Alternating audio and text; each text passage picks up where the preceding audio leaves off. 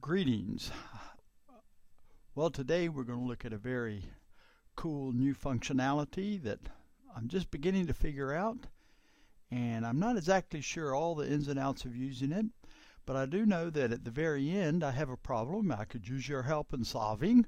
If you see a solution to the problem presented then, I'd appreciate you letting me know. What we're going to look at today is something called cube analysis. Most of us are familiar with the cube drill down. If you're not, I will expose you to that before we get into it. But just a new way of doing a report that you probably never thought about before, never knew about. I've just now discovered it myself, and so let's go ahead and get started. For sort of a platform to do our presentation, my presentation, I'm using just the financial statements. It doesn't really matter at all if you have these. These are the latest and greatest. And I'm doing a little report down here that I'm calling wage audit, down in the section called management reports. And what we want in the final tally is across the column headings, we want each of the different employee expense accounts, and down the rows we want each of the employee's name. Now, you may be familiar with doing it this way. I'm going to show you the way I would routinely do it, and then I'm going to show you the new way. So routinely I would take this and I would define a criteria, call it a summary link, and I would take it against the ledger. Okay, just doing this rapidly since you've seen it all before, and I'm interested in all 81 accounts. So we go 81 ZZZZZ. Those are my employee expense accounts, and I want it for 2009 and 2009 012. If you feel like I did it too fast, you probably ought to back up and look at one of the earlier videos. This is something we've done before. And so I'll get this, and now this takes, oops.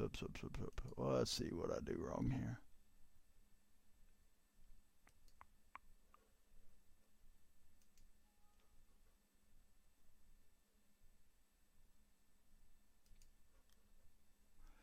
Got a little carried away with the zeros. There we go. All right, and we extract it. It takes a second for this to extract because this is a full set of financial statements. Okay, we have no problem having a report where we know the column headings. For example, in our net assets, we have no problem expanding the rows. We know these are the column headings we need, and then having a variable number of rows as we expand, that is no problem for us. Where the problem comes in is when we are dealing with where we don't know how many rows or we don't know how many columns. Okay? So what we have done in the past is that we have to do some sort of drill down, where we drill down by, let's say, account code and description, and then we take these columns here and we drill down by employee name. Let's see if this works.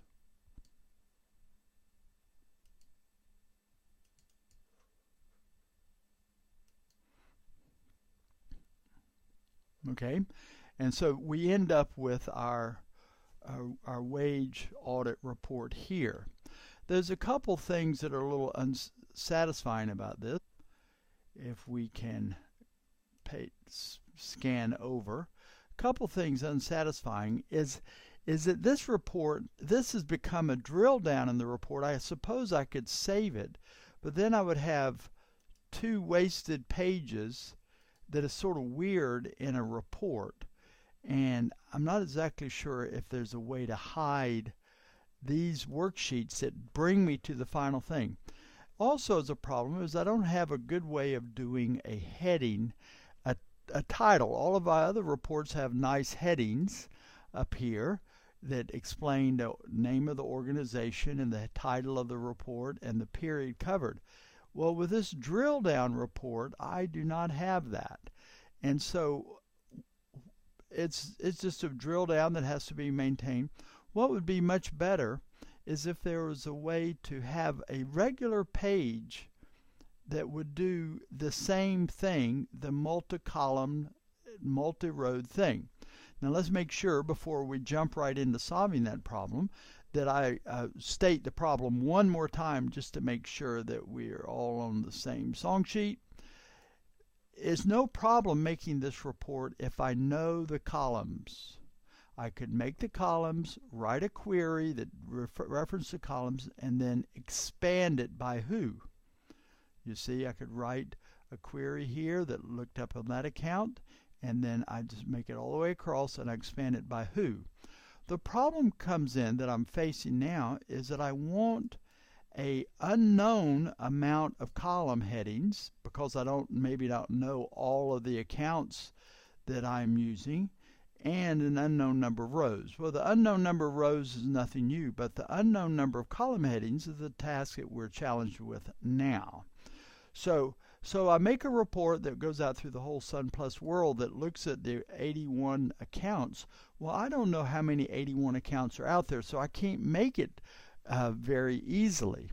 And so that brings us to our new functionality. And here we go with the new stuff. And so I'm down here with my wage audit, and let me delete that deal that I did there. And you're going to see something really cool. So first off, I am right-clicking, and let me point out to you, it says I've got a worksheet tab here and a document tab here. All right, so now I'm going to come over here and right-click on the sheet properties. I've selected the wage audit sheet that I'm working on, and I'm now going to get rid of the worksheet. And I'm going to come over to cube analysis and cut that on. So I took off worksheet and cut on cube analysis, and so we go okay with that. And so now I've got a sheet that's called cube analysis up here instead of worksheet. By the way, I could get rid of that document sheet if I wanted to. I'll just take this and go to sheet properties, go over here to document, and say I don't want that at all, and I go okay, and all I've got is my cube analysis.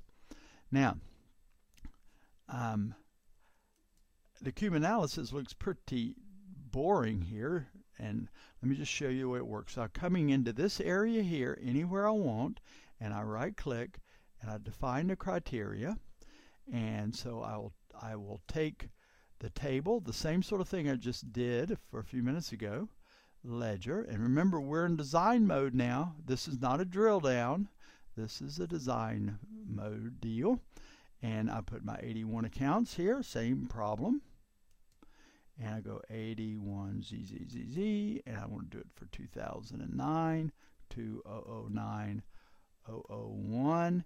And if I were really doing this for the financial statements, I would link these all into the prompts, but this is okay here. And then I will take my base amount and click it on the right. And so in general, this is exactly the query we wrote just a minute ago. But now I'm going to do something a little bit different. I want my account code and description to be the headings of my columns, and I want my who to be the rows, okay, of my report. So I'll go like that. And now watch this. This is the little trick here. I've got account code, a name here. I want to be the rows. That's the employee name. So I'll come right up here. I click the options tab right there, and it defaulted that I'm measuring the base amount, and I want the who to be the account code to be the, excuse me, not account code, we'll come back to that in a minute. We want the name to be the rows, okay, and so I go okay with that, and I've got right now I've got the name being the rows, and I would like totals to appear at the far right. Okay, these are rows. The total for the rows will be there. And I don't want to show symbols, and I want to show 1,000 separators. All right, and here is a little trick. I want my column headings to be my account code and description. Remember, you heard it first here. I want these to be a single heading. Okay, I don't want two things here, so I'm going to right click here. Okay, right click and go to combinations and click the two that are linking. That really basically makes one variable, one field, okay, with two things hooked to it. And you could see here that we have that, and so have it concatenated here. So now I come to these options again, and I will say that I want this to be a column. I think I'm okay, and I want my columns to have a total. I think I'm all set here, and so I go okay. And so now I can extract my report a little bit there to keep you from being bored. And so now we go down to our working capital page, excuse me, our wage. Now we'll go down to our wage audit page, and you see we have our wage audit. And we have it now is just a regular report like all the other pages. It's not a drill down. It's something that could be saved. It doesn't have to be worried about it maintaining. And here is our wage audit, and it's a little bit unsatisfactory, the titles across here, but it's not too bad. Okay, and we come across here with each of our accounts, and you can see we have totals across here, and I'm not able to really scroll and keep it on the screen, the right hand side, but the right hand side has totals as well. And the cool thing about it is that every account is being picked up in that range whether I knew about it or not, and every employee. So I have a variable number of employees and a variable number of accounts, and making a pretty cool report, two-dimensional report. Now, here is the challenge. In all of our other reports, we have a heading of the organization and the name of the report and our dates from our automatic dating structure. What I need to figure out, and hopefully you can help me with, is that you can help me figure out how to automatically get in the dates for the report and the name of the business unit the report is being run on. And so that's what I'm opening to the Sun Plus world, and I'm hoping I can get some help with that.